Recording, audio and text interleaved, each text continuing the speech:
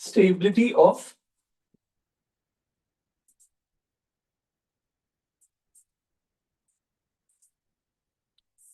Carbocation. ठीक है, तो देखो ओवरऑल अगर बात करें तो अपने को एक आइडिया तो है कार्बोकेटाइन किस चीज से स्टेबल होता है किस चीज से नहीं होता है, इसमें तो कोई डाउट नहीं है। जैसे हम लोग को पता है कि कार्बोकेटाइन क्या होता है, इलेक्ट्रॉन डेफिशिएंट, याद आ रहा है, बोलो। और अगर कार्बोकेटाइन इलेक्ट्रॉन डेफिशिएंट होता है तो इसको क्या पसंद आएगा, डोनर या विड्रॉइंग? तो इसको डोनर पसंद आएगा, इसको विड्रॉइंग पसंद नहीं आएगा, क्योंकि डोनर इलेक्ट्रॉन देके उसके डेफिशिएंसी को कम कर देगा। यहां तक ठीक है। अब देखो, अगर स्टेबिलिटी ऑफ कार्बोकेटाइन में मैं ऑर्डर की बात करूं, ऑर्डर मतलब जैसे अब आपको थोड़ा याद रखना है, ठीक है, कि हम ये तो समझ गए कि अगर मुझे दो कार्बोकेटाइन देगा तो उसकी स्टेबिलिटी को कैसे कंपेयर करना है, उसके लिए हम लोग ये डोनर है कि विड्रॉइंग ग्रुप है ये तो लगा देंगे। लेकिन अगर एक ऑर्डर अपने को याद करना हो तो ध्यान रखना, सबसे इंपॉर्टेंट क्लास जो है कार्बोकेटाइन स्टेबिलिटी में वो है लोन पेयर के सामने वाला कार्बोकेटाइन।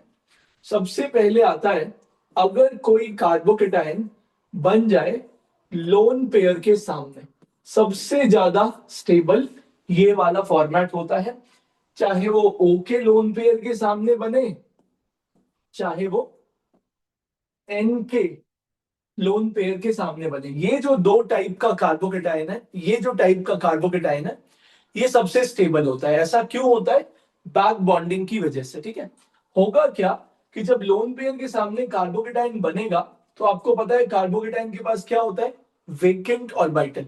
तो ये लोन पेयर उस वेकेंट ऑर्बिटल के साथ क्या बना लेगा, बॉन्ड ही बना लेगा। और जब ये वेकेंट ऑर्बिटल के साथ बॉन्ड बनाएगा तो बेसिकली क्या होगा कि डेफिशिएंसी खत्म ही हो जाएगा। यहां पे आप डेफिशिएंसी को रिड्यूस नहीं कर रहे, ये जो आप लोन पेयर यूज कर रहे हो उससे कार्बोकेटाइन का डेफिशिएंसी खत्म हो जा रहा है। हाँ ये है कि ओ पे प्लस जो है वो इतना स्टेबल नहीं है, लेकिन ये ऐसा ओ है जिसका ऑक्टेट कंप्लीट है तो काम चला लेगा। जैसे हम हाइड्रोनियम देखते हैं तो हाइड्रोनियम में भी तो ओ पे प्लस होता ही है, हाइड्रोनियम में भी ओ पे प्लस होता ही है, लेकिन वहां भी हम बनाते क्यों है, क्योंकि वो ऐसा ओ होता है जिसका ऑक्टेट क्या होता है, कंप्लीट होता है, इसलिए यहां पे ये चल जाएगा।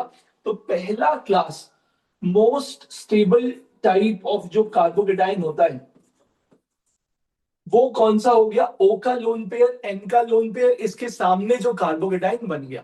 अब इसमें याद क्या रखना है कि एन और ओ में भी कम इलेक्ट्रोनेगेटिव कौन है, एन। तो एन बढ़िया इलेक्ट्रॉन देगा या ओ बढ़िया इलेक्ट्रॉन देगा, एन बढ़िया इलेक्ट्रॉन देगा। और अगर एन बढ़िया इलेक्ट्रॉन देगा तो यहां पे जो आपको एन का प्लस एम इफेक्ट दिखाई देगा वो ये O के प्लस एम इफेक्ट से क्या होगा, ज्यादा होगा, क्योंकि N जो है वो लेस इलेक्ट्रोनेगेटिव है।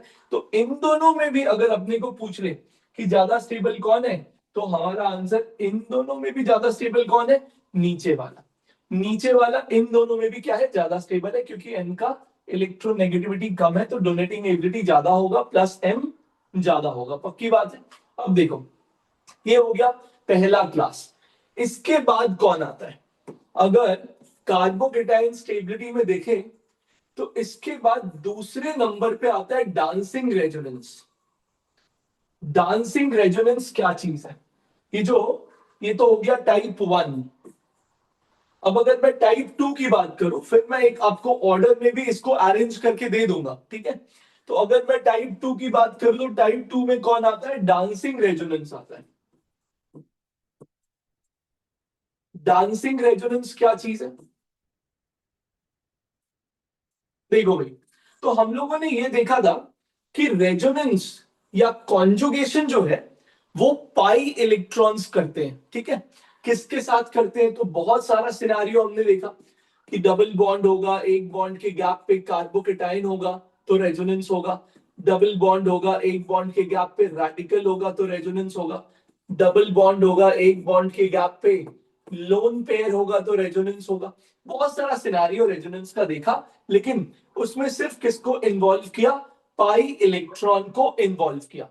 अब बात आई सिग्मा इलेक्ट्रॉन की, क्या सिग्मा इलेक्ट्रॉन रेजोनेंस कर सकता है, तो हमने नोटिस किया कि एक दो सिनारियो है, और वो सिनारियो में हम लोगों ने देखा कि कार्बन हाइड्रोजन और कार्बन हैलोजन, इसका जो सिग्मा इलेक्ट्रॉन है, इससे हम कॉन्जुगेशन करवाते थे, और इसको हम लोग क्या बोलते थे, हाइपर कॉन्जुगेशन। जब इसका सिग्मा इलेक्ट्रॉन कॉन्जुगेशन में पार्ट लेता था, रेजोनेंस में पार्ट लेता था, तो उसको क्या बोलते थे, हाइपर कॉन्जुगेशन बोलते थे। जिसमें ये कैसे एक्ट करता था, इलेक्ट्रॉन डोनर के जैसे, और ये कैसे एक्ट करता था, इलेक्ट्रॉन विड्रॉइंग के जैसे। लेकिन यहां पे भी हम लोगों ने जो सिग्मा बॉन्ड था वो लिमिटेड रखा। कौन सा रखा, कार्बन हाइड्रोजन और कार्बन हैलोजन। लेकिन एक और टाइप का सिग्मा बॉन्ड है जिससे हम लोग ऐसा ही कुछ मिलता जुलता चीज करवा सकते हैं, और वो है 3 मेंबर्ड रिंग का कार्बन कार्बन सिग्मा बॉन्ड। जैसे अगर मैं आपको एक 3 मेंबर्ड रिंग बना के दूं, तो इस 3 मेंबर्ड रिंग में अपने को क्या समझ आता है कि काफी स्ट्रेन्ड है, ये बात अपने को बिल्कुल क्लियर होती है। इसका मतलब क्या है, जैसे मैं अगर आपसे पूछूं तो इस कार्बन का हाइब्रिडाइजेशन क्या बताएंगे, sp3, और इसका बॉन्ड एंगल कितना बताएंगे, तो डिजायर्ड एंगल 109.28 है। यहां पे तो वो अपना एंगल चाहे तो मेंटेन कर सकता था, लेकिन ये वाली जगह पे तो उसके पास ऑप्शन ही नहीं है। ये एंगल उसको कितना रखना पड़ेगा, 60, जबकि उसका डिजायर्ड एंगल क्या है, 109 डिग्री 28। तो यहां पे क्या हो गया, एंगल स्ट्रेन। एंगल स्ट्रेन अगर बोलेगा तो कितना बताएंगे, कितना एंगल स्ट्रेन हुआ। क्या हम लोग ये बोलेंगे कि एंगल स्ट्रेन 49 डिग्री 28 मिनट का है, नहीं। एंगल स्ट्रेन एक ऑर्बिटल के रेस्पेक्ट में बोला जाता है। तो ये जो दो ऑर्बिटल्स होते हैं यहां पे, उनके बीच में एंगल कितना होता, 109.28। और ये अभी जो गए, ये कितने एंगल पे आ गए, 60। तो चेंज कितने का आया, 49 डिग्री 28 मिनट का चेंज आया। लेकिन वो चेंज क्या एक ऑर्बिटल ने किया है कि दोनों ने थोड़ा थोड़ा किया है, दोनों ने थोड़ा थोड़ा किया है। तो एक्चुअली दोनों को बेंड होना पड़ता है। तो स्ट्रेन जो बताते हैं ना, वो इसका आधा बताते हैं, क्योंकि आधा डिस्टेंस ये कवर करेगा, आधा डिस्टेंस ये कवर करेगा। तो स्ट्रेन पर ऑर्बिटल निकाला जाता है, कितना आता है, 49 डिग्री 28 मिनट/2, क्योंकि इतने का स्ट्रेन था और दोनों ऑर्बिटल ने कुछ कुछ डिस्टेंस कवर किया होगा, कुछ कुछ एंगल कवर किया होगा, तो स्ट्रेन इतना आ गया। अब इतना अपने को पता है कि यहां पे एंगल स्ट्रेन आएगा, इसमें कोई बुराई वाली बात नहीं है।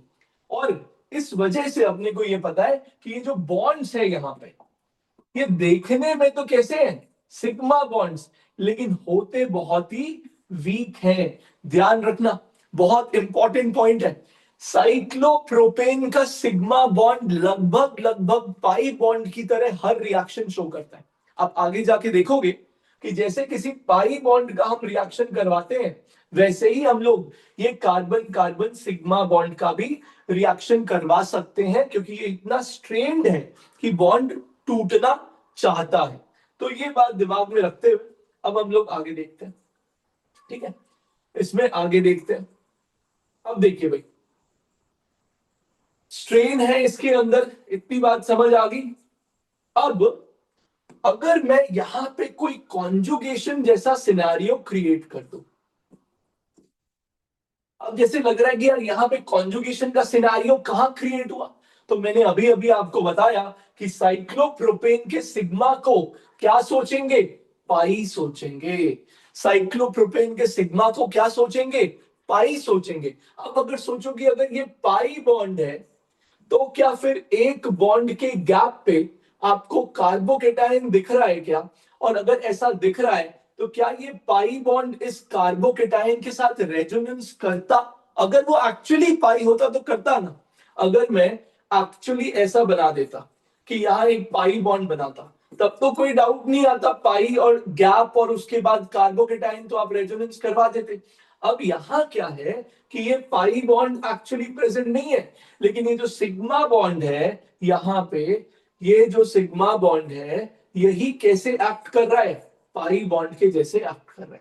तो यहां पे क्या होता है, रेजोनेंस होता है। और रेजोनेंस भी ऐसा वैसा नहीं, इसमें रिंग ही ओपन हो जाता है।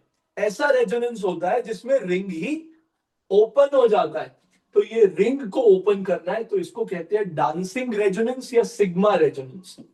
क्या बुलाते हैं इसको? डांसिंग रेजोनेंस या सिग्मा रेजोनेंस। ये बिल्कुल अगर आप देखोगे तो जैसे आप सिग्मा का रेजोनेंस हाइपर कॉन्जुगेशन में कर रहे थे वैसा ही है, लेकिन हाइपर कॉन्जुगेशन में हमने ये देखा कि कार्बन हाइड्रोजन और कार्बन हैलोजन सिग्मा को इंक्लूड करना है, यहां पे हम कार्बन कार्बन सिग्मा को इंक्लूड कर रहे हैं, यही अंतर है। ठीक है, करना कैसे है? वही बात जैसे आप नॉर्मली करते। क्या करते? अगर नॉर्मली मैं आपको बोलता कि यहां पे इसको रेजोनेंस में लेके जाना है इस बॉन्ड को, तो आप क्या करते? तो इस बॉन्ड को आप यहां शिफ्ट करते। जब आप इस बॉन्ड को यहां शिफ्ट करते तो ये ऐसा बन जाता, ऐसा। इसमें रिंग ही ओपन हो जाता है, थोड़ा अलग टाइप का रेजोनेंस है ये। इसमें सिग्मा को इन्वॉल्व किया और आपका रिंग ही ओपन हो गया। और एक्चुअली इस रेजोनेंस का मेन फायदा जो है वो कैटायन का डिस्पर्सन नहीं है, वो रिंग के ओपन होने से एंगल स्ट्रेन का रिड्यूस होना है। ये जो मेन फायदा इस रेजोनेंस में है ना, जिसकी वजह से ये कार्बोकेटाइन यहाँ पे इतना स्टेबल हो जाता है, वो चार्ज का डिस्पर्शन नहीं है। यहाँ मेन फायदा क्या है? रिंग के ओपन होने से रिंग की स्टेबिलिटी का बढ़ना, रिंग के ओपन होने से रिंग की स्टेबिलिटी का बढ़ना। और आप चाहे तो ये वाला भी सिग्मा बॉन्ड लेके जा सकते थे, कोई प्रॉब्लम नहीं है, तो इस तरह से बन जाता। ठीक है, तो यहां पे आपने डांसिंग रेजोनेंस करवाया। ये डांसिंग रेजोनेंस से कार्बोकेटाइन बहुत स्टेबल होता है, याद रखेंगे। ये हमारा पहला क्लास था जिसमें लोन पेयर के सामने कार्बोकेटाइन आ रहा था, वो भी बहुत स्टेबल होता है। और उसके बाद जो सेकेंड क्लास है उससे कम स्टेबल, वो है डांसिंग रेजोनेंस वाला, डांसिंग रेजोनेंस वाला। इसके बाद थर्ड क्लास जो है, जो स्टेबिलिटी ऑर्डर में तीसरे नंबर पे कंट्रीब्यूट करता है, वो है एरोमैटिसिटी। मैं एक ओवरऑल ऑर्डर भी बना दूंगा, वो थोड़ा थोड़ा आपको याद रखना पड़ेगा। ठीक है, तीसरे नंबर पे कौन कंट्रीब्यूट करता है? एरोमैटिसिटी। ठीक है, एरोमैटिसिटी। जैसे मान लो मैंने आपको दे दिया ट्रोपोलियम आयन, ट्रोपोलियम बहुत फेमस है, एनसीईआरटी में दे रखा है इसलिए। अब ये क्या है? एरोमेटिक है। इसको आपने काउंट किया, हकल्स रूल लगाया, सब लग जाएगा इसके अंदर। कितने पाई इलेक्ट्रॉन्स है इसके अंदर? 6 पाई इलेक्ट्रॉन है। आपने देखा एरोमेटिक है, कोई प्रॉब्लम वाली बात नहीं। तो एरोमेटिसिटी थर्ड नंबर पे कंट्रीब्यूट करता है। फोर्थ नंबर पे कंट्रीब्यूट कौन करता है स्टेबिलिटी ऑफ कार्बोकेटाइन में? रेजोनेंस कंट्रीब्यूट करता है, ये फोर्थ नंबर पे कंट्रीब्यूट करता है। जैसे आपने ले लिया एक बेंजीन रिंग और यहां लगा दिया आपने कार्बोकेटाइन, अब इसमें क्या होगा? अब ये रिंग तो एरोमेटिक है, तो ऐसा भी कोई बोल सकता है कि ये भी तो एरोमेटिक है, ये भी तो एरोमेटिक है? नहीं, दोनों में बहुत अंतर है। अंतर क्या है? ये वाला जो है वो इस कैटायन को इंक्लूड करके एरोमेटिक है। यहां पे ये जो कैटायन है ना, इसको इंक्लूड करके मॉलिक्यूल एरोमेटिक है, जबकि यहां पे कैटायन को एक्सक्लूड करके एरोमेटिक है। तो इससे फर्क क्या पड़ेगा? क्या फर्क पड़ेगा? तो एरोमेटिक ये भी है, लेकिन उसका पार्ट, उस एरोमेटिक न्यूक्लियस का पार्ट कौन नहीं है? कार्बोकेटाइन नहीं है। इसलिए ध्यान रखेंगे, यहां पे कार्बोकेटाइन को बस रेजोनेंस मिल रहा है, ये नहीं बोलेंगे कि वो एरोमेटिक हो गया। क्या बोलेंगे? कार्बोकेटाइन को यहां पे सिर्फ रेजोनेंस मिल रहा है। और 4 नंबर के बाद 5 नंबर पे कंट्रीब्यूट कौन करेगा? Hyper conjugation. हाइपर कॉन्जुगेशन अपने को पता है रेजोनेंस से वीक होता है, हाइपर कॉन्जुगेशन कंट्रीब्यूट करेगा। और उसमें अपने को पता है कि पहले क्या देखना है? अल्फा हाइड्रोजन का नंबर। हाइपर कॉन्जुगेशन में क्या चेक करते हैं? मोर नंबर ऑफ अल्फा हाइड्रोजन अगर हुआ तो more stability for carbocation, more stability for carbocation. और हाइपर कॉन्जुगेशन के बाद कौन कंट्रीब्यूट करेगा? इंडक्टिव। हाइपर कॉन्जुगेशन के बाद कौन कंट्रीब्यूट करेगा? इंडक्टिव। आपको पता है प्लस आई क्या होता है? इलेक्ट्रॉन डोनेटिंग इफेक्ट है। और माइनस आई क्या होता है? इलेक्ट्रॉन विड्रॉइंग इफेक्ट है। तो इसमें ये कार्बोकेटाइन की स्टेबिलिटी को बढ़ाएगा और ये कार्बोकेटाइन की स्टेबिलिटी को घटाएगा। अच्छा, ये तो फेवरेबल और कुछ कुछ इसमें मैंने नॉट सो फेवरेबल फैक्टर्स बताए। कुछ फैक्टर्स आपको अलग से याद रखना है जो बिल्कुल भी सपोर्टिव नहीं होते। कार्बोकेटाइन स्टेबिलिटी में सपोर्टिव नहीं होता है, ऐसा फैक्टर कौन सा है? ये वो फैक्टर है जो कार्बोकेटाइन स्टेबिलिटी को रिड्यूस करेंगे।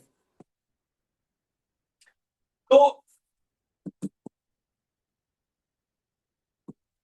वो रिड्यूस करने वाला फैक्टर।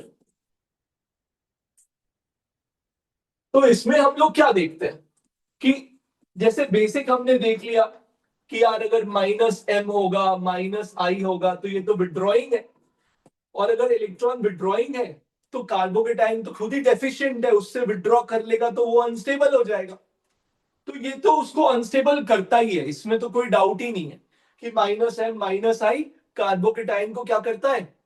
अनस्टेबल करता है। लेकिन कुछ स्पेशल फैक्टर जो सबसे ज्यादा अनस्टेबल करता है उसमें हो गया, अगर आपका कार्बोकेटाइन एंटी एरोमेटिक हो गया तो वो बहुत ही क्या हो जाएगा? अनस्टेबल। जैसे मान लो आपने ऐसा कोई कार्बोकेटाइन ले लिया, अब ये क्या है? बहुत ज्यादा अनस्टेबल है। ये क्यों बहुत ज्यादा अनस्टेबल है? क्योंकि यहां पे कार्बोकेटाइन क्या हो गया? Anti aromatic. अपने को पता है एंटी एरोमेटिक क्या होता है? बहुत ही अनस्टेबल होता है। और कोई ऐसा फैक्टर जो हम लोग मिस कर सकते हैं, कार्बोकेटाइन को अनस्टेबल करता हो बट हम मिस कर सकते हैं, ऐसा कोई फैक्टर? एक और फैक्टर अपने को पता है, डबल बॉन्ड के ऊपर, ट्रिपल बॉन्ड के ऊपर अगर कार्बोकेटाइन बन जाए तो ये भी क्या होता है?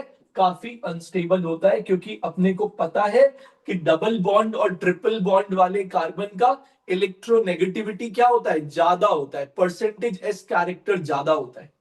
अगर डबल बॉन्ड या ट्रिपल बॉन्ड वाला कार्बन है तो इसका परसेंटेज एस क्या होता है? बोलिए, ज्यादा। और अगर परसेंटेज एस ज्यादा होगा तो इलेक्ट्रोनेगेटिविटी ज्यादा होगा, और इलेक्ट्रोनेगेटिव एटम पे पॉजिटिव क्या होता है? अनस्टेबल। इसीलिए ये क्या हो जाएगा? अनस्टेबल हो जाएगा। तो कुछ फेवरेबल और कुछ नॉट सो फेवरेबल फैक्टर्स देखें। तो ऑर्डर ऑफ स्टेबिलिटी क्या आ जाता है?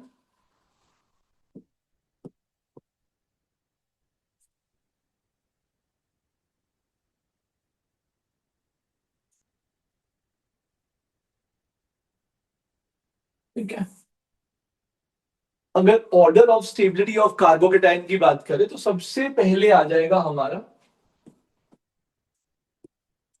नाइट्रोजन के सामने कार्बोकेटाइन, उसके बाद आ जाएगा ऑक्सीजन के सामने कार्बोकेटाइन। ये दो तो भाई स्पेशल है, इनको तो मतलब भूले मत भूलना, सबसे स्पेशल यही है।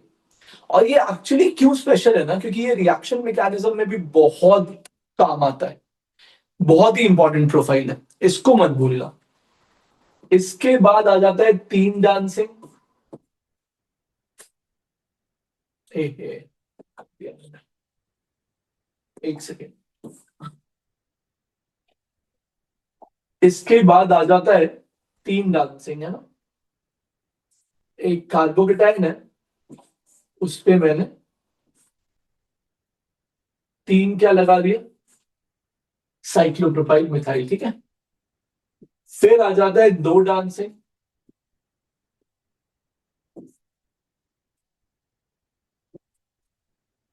ठीक है। दो डांसिंग और ट्रोपीलियम ऑलमोस्ट इक्वल होता है।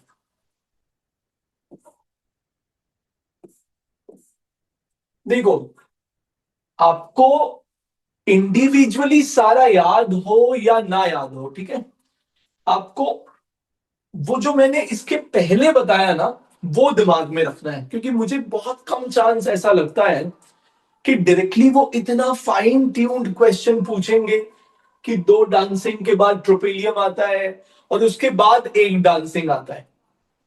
तो ये मुझे बहुत कम चांस लगता है। मुझे लगता है इसमें अगर क्वेश्चन बनना ही होगा तो प्रोफाइल बेस्ड क्वेश्चन बनेगा, कि मतलब लोन पेयर के सामने कैटायन, फिर डांसिंग, फिर aromatic. I think that is more probable, ठीक है। इसके बाद आ जाता है एक डांसिंग, ठीक है। इसके बाद ऑब्वियसली 3 फिनाइल का रेजोनेंस, 2 फिनाइल का resonance.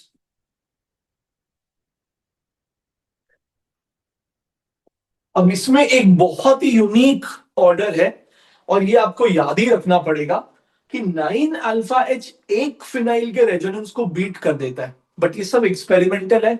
Again I don't suggest कि आप एग्जैक्टली सिर्फ ऑर्डर याद रखें। More important is profile, resonance is given more priority than hyperconjugation, ये भी याद रखना। But again then comes this experimental order जो थोड़ा सा दिमाग को हिला देता है, बट ठीक है, आप याद रख सकते हैं। 9 अल्फा एच जो है वो बीट कर देता है भाई किसको, एक फिनाइल के रेजोनेंस को। 9 अल्फा एच एक फिनाइल के रेजोनेंस को बीट कर देता है, ये एक और बात होगी। अच्छा, इसके बाद रेजोनेंस के बाद किसका आने का चांस है बताइए। अब थोड़ा कम रेजोनेंस होगा वो आएगा, है ना। जैसे इससे कम रेजोनेंस वाले आ जाएंगे, है ना। एक फिनाइल के बाद थोड़ा कम रेजोनेंस ले लिया, इसके बाद थोड़ा कम अल्फा हाइड्रोजन ले लोगे, 2 डिग्री 1 डिग्री। इसमें क्या होगा, 2 डिग्री 1 डिग्री में क्या होगा कि इसमें अल्फा हाइड्रोजन का जो नंबर है वो थोड़ा कम हो जाएगा। और फिर अगर मैं अनस्टेबल वाले के ऊपर चला जाऊं तो यहां कौन आ जाएगा, एंटी एरोमेटिक वाला आ जाएगा, ठीक है। अगर मैं अनस्टेबल वाले पे जाऊं तो यहां कौन आ जाएगा, एंटी एरोमेटिक वाला आ जाएगा। ये आप ओवरऑल ऑर्डर याद रख सकते हो। ये तो बहुत ही अनस्टेबल होगा, कौन वाला, एंटी एरोमेटिक वाला, ये तो बहुत ही अनस्टेबल होगा। और इसका इस्तेमाल जो है ना यार, वो एक्चुअली सवालों में आता है इनडायरेक्टली। मैं अगर आपको थोड़ा बहुत यहां बताना चाहूं, जैसे मान लो तुमको क्वेश्चन दे दिया ऐसा कि मेरे पास एक इस तरह का कंपाउंड है और साथ में ले लिया आपके AgNO3 एक्वस। अब आप सोचोगे कि यार AgNO3 एक्वस दे रखा है, अगर कुछ भी करके मैं एक Cl माइनस को यहां से निकाल दे पाता तो AgCl का प्रेसिपिटेट बन जाता। अगर किसी रिएक्शन में कोई प्रेसिपिटेट बन रहा हो तो उस रिएक्शन के फॉरवर्ड जाने की टेंडेंसी बहुत ज्यादा होती है।